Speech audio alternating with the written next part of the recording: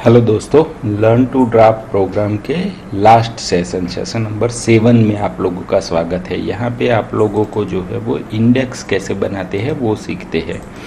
ऐसे कोई भी डॉक्यूमेंट, जैसे हम लोगों ने पूरा का पूरा डॉक्यूमेंट फॉर्मेट कर दिया है, अब ये फॉर्मेटेड डॉक्यूमेंट में इंडेक्स बनाना है। तो जनरली बच्चे क्या करते हैं कि एट द एंड पूरा डॉक्यूमेंट तैयार हो जाने के बाद ये जो भी टाइटल्स है वो सब यहाँ पे लिखते हैं और सामने उसके पेज नंबर लिखते हैं।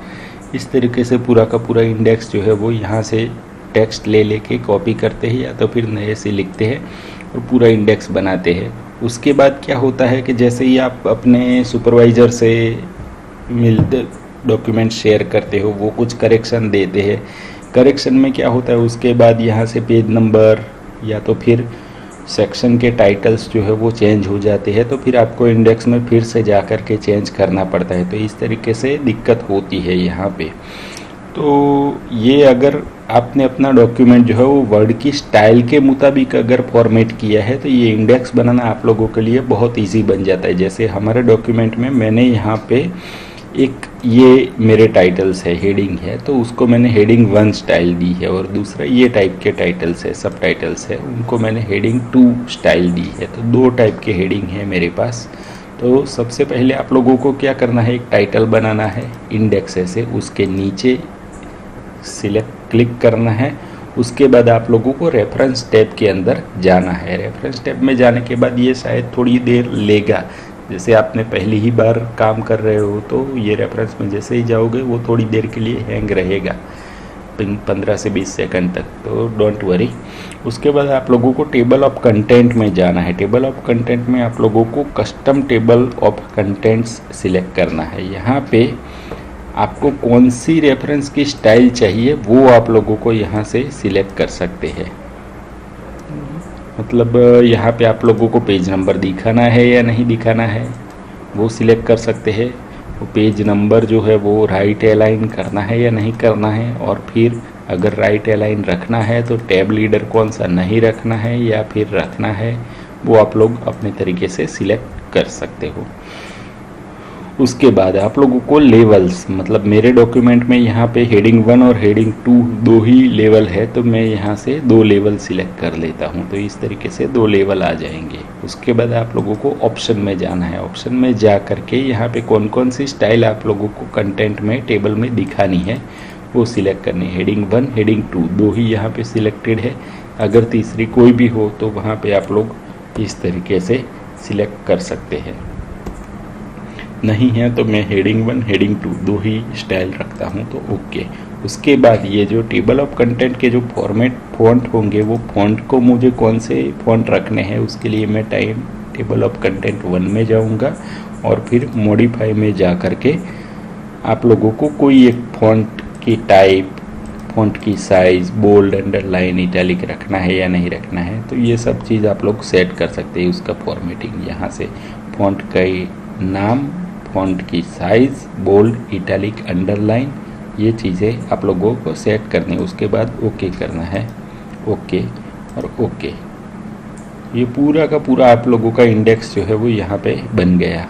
ये इंडेक्स ऑटोमेटिकली बन जाता है। इसके लिए आप लोगों को कोई नई मेहनत करने की ज़रूरत नहीं होती है। तो इस तरीके से आप लोगों का पूरा इंडेक्स बन गया। अब यहाँ पे समझो कि मेरा 5.3 ये पेज नंबर 3 पे है। यहाँ से 5.3 यहाँ पे पेज नंबर 3 पे है। अब अगर यहाँ पे काम करते करते इसके बाद कोई चेंजेस करना है और फिर मैंने काम किया और ये 5.3 मेरा चला गया पेज नंबर 4 के ऊपर, तो यहाँ से ये 5.3 जो है वो अभी भी पेज नंबर 3 पे दिखा रहा है। लेकिन आप लोग यहाँ से राइट क्लिक करेंगे, राइट क्लिक करके अपडेट फील्ड में जाना है। अपडेट फील्ड में आप लोगों को अपडेट एंटायर टेबल ऐसा कर देना है, तो उसके बाद ये जो है वो अपने आप करेक्ट हो जाता है। अगर आप यहाँ पे प्रिंसिपल ऑफ लेसर, मैंने 5.3 का टाइटल रखा है प्रिंसिपल ऑफ लेसर, वो नाम भी मैं चेंज कर देता हूँ। प्रिंसिपल ऑफ लेसर के बजाय मैं यहाँ पे OPTIC ऑप्टिक ऐसे करता हूँ। तो फिर से यहाँ पे मैं टेबल पे जाऊँगा, यहाँ पे अभी भी प्रिंसिपल ऑफ लेसर ही दिखा रहा है। राइट क्लिक करूँगा, update field, update entire table, okay.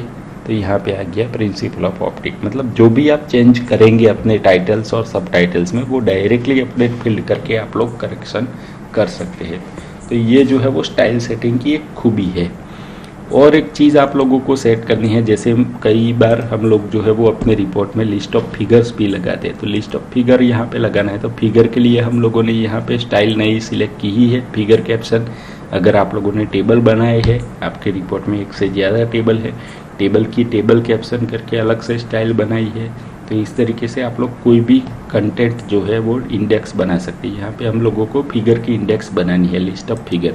तो फिर से मैं जाऊँगा रेफरेंस के अंदर, टेबल ऑफ कंटेंट के अंदर, कस्टम टेबल ऑफ कंटेंट में जाएंगे। यहाँ से हेडिंग जो है वो कोई भी वही रखते हैं, कोई प्रॉब्लम नहीं है। यहाँ पे हेडिंग 1 और हेडिंग 2 जो है उसको मैं यहाँ से डिलीट कर दूंगा और हम लोगों को सिलेक्ट करना है फिगर कैप्शन, उसमें 1 कर दिया। अब ये यहाँ से TOC1 जो है उसके फॉन्ट तो ऑलरेडी सेट किए हुए हैं। ओके ओके, फिर से ओके। यहाँ से पूछेगा कि replace this table of content, तो उसमें नो रखना है क्योंकि ये आपका मेन इंडेक्स है। तो नो कर दिया तो ये अलग से एक नया फिगर, लिस्ट ऑफ फिगर बना देगा और उसके पेज नंबर्स भी आ जाएंगे। तो इस तरीके से आपके डॉक्यूमेंट में सब कुछ ऑटोमेटिकली सेट हो जाएगा, सारे के सारे कंटेंट्स और उनके पेज नंबर जो है वो डायरेक्टली आ जाएंगे। तो इस तरीके से जो है वो आप लोग अपने डॉक्यूमेंट का इंडेक्स जो है इजीली सेट कर सकते हैं, अगर आपने अपना डॉक्यूमेंट अकॉर्डिंग टू स्टाइल बनाया है तो। सो आई होप दैट कि ये प्रोग्राम जो है वो पूरा का पूरा आपको पसंद आया और आपको इसमें से कुछ ज़रूरी जानकारी मिली। Thank you.